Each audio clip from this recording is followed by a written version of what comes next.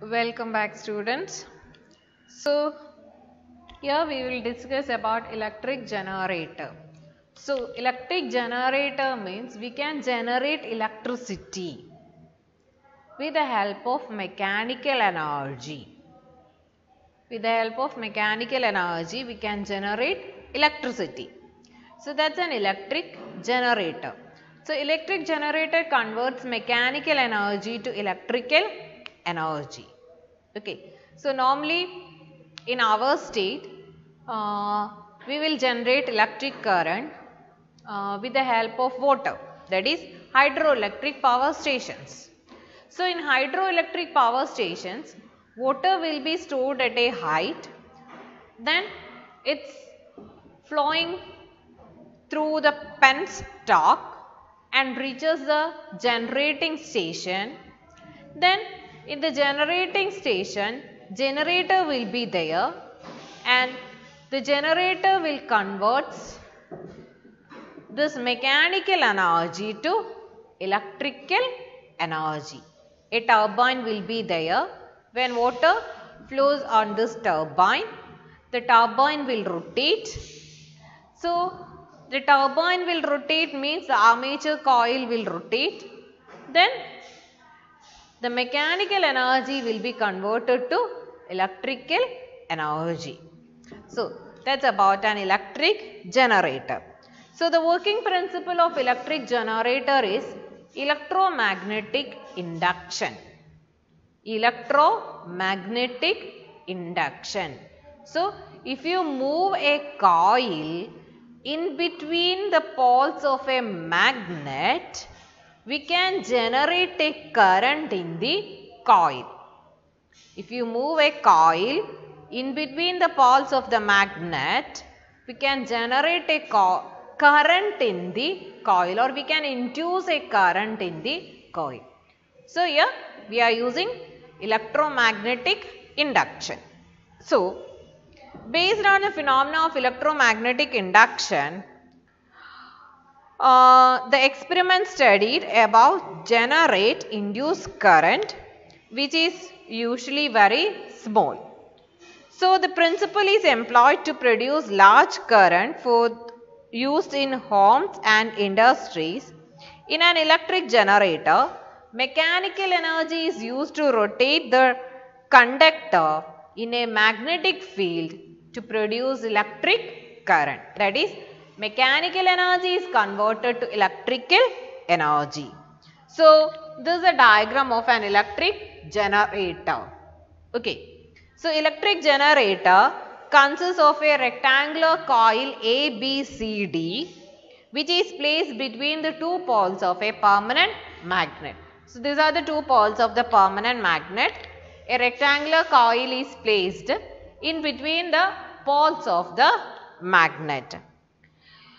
Two ends of this coils are connected to two rings R1 and R2. Two ends of this rectangular coil are connected to R1 and R2. They are known as slip rings. They are known as slip rings. The inner side of these rings are well insulated. The two conducting stationary brushes B1 and B2 are kept pressed separately on the rings R1 and R2. The two rings R1 and R2 are internally attached to an axle. The axle may be mechanically rotated from the outside to rotate the coil inside the magnetic field. The other end of the two brushes are connected to a galvanometer to show the flow of current given in the external circuit. So these are the main parts of an electric generator. Two poles of a magnet is there. A rectangular coil is placed in between the two poles of a magnet. This one is the axle. This one is the axle. The axle can be rotated from outside with the help of mechanical force. We can rotate it from outside, and so that the rectangular coil will be rotated in between the poles of the magnet. Then this rectangular coil one end of this rectangular coil is connected to a ring R1 and the other end is connected to the ring R2. So, these rings are known as slip rings. Then this R1 is connected to a carbon brush B1 and R2 is connected to another carbon brush B2. Normally it is not made up of carbon, it is made up of graphite. Then from B1 external circuit is taken, that is here it is connected to a galvanometer to check whether current is induced in the coil or not. Okay, that is the arrangement of an electric generator. Now, when the axle attached to the two rings is rotated, when we rotate this axle from outside, this rectangular coil ABCD will rotate in the magnetic field produced by the permanent magnet. Since a coil ABCD is placed in between the poles of a magnet, when you rotate this coil from outside, means when we rotate the axle which is connected to the coil. So, when you rotate the axle, automatically the coil will rotate in between the poles of the magnet and a current will be induced in the coil. Okay. Now, according to Fleming's right hand rule, we can find the direction of the induced current when it is rotated. Here we will rotate this rectangular coil in such a way that AB, this will move upward, this will move upward and this one will move downwards.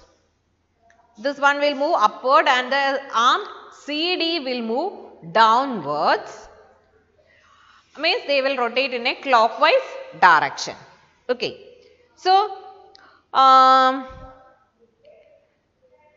the coil ABCD will move in the clockwise direction, that is side AB will move in the upward direction and side CD will move in the downward direction.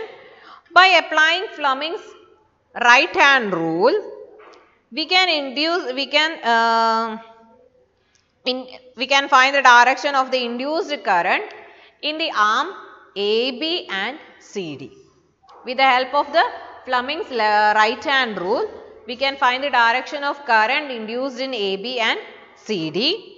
Then the current generated in the, if we are using a large number of turns in the coil, then the current generated in each turn will add up together to give a large current to the external circuit. Okay. So, if you are using only one turn, the amount of current produced in the circuit will be very low or very small. If you increase the number of turns, a large amount of current will be induced in the coil and we can give that current to the external circuit. Okay. This means that the current in the external circuit flows from B to A, that is in this direction. The direction of current will be like this.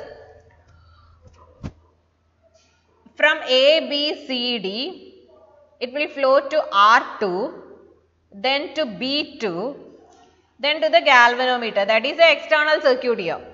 This galvanometer is the external circuit.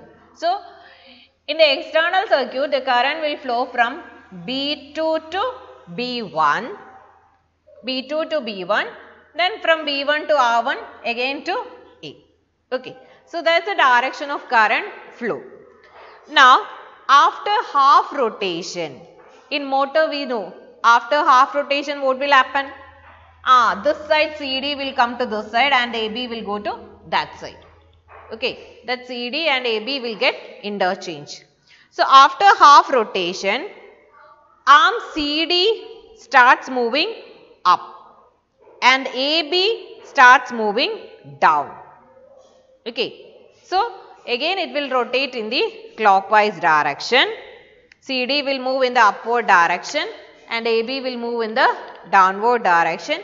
Again the rectangular coil DCBA will move in the upward clockwise direction. As a result, the direction of induced current in both arms change, give rise to a net current induced in the coil, having a direction dCBA. This current in the external circuit now flows from B1 to B2. Thus, after every half rotation, the polarity of the current in the respective arm changes. Such a current which changes the direction after equal intervals of time is known as alternating current, and this device is known as AC generator. So, this one is about first half. Okay. So, after one half rotation,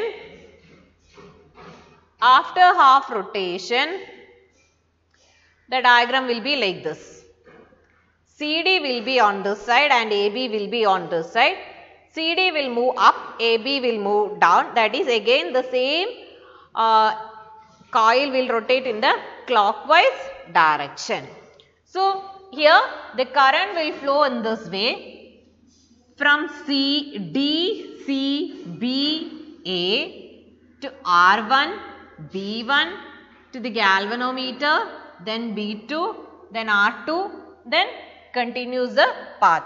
So, here you can see the current flow is from B1 to B2. In the second half, the current flow is from B1 to B2. In the first half, it's B2 to B1.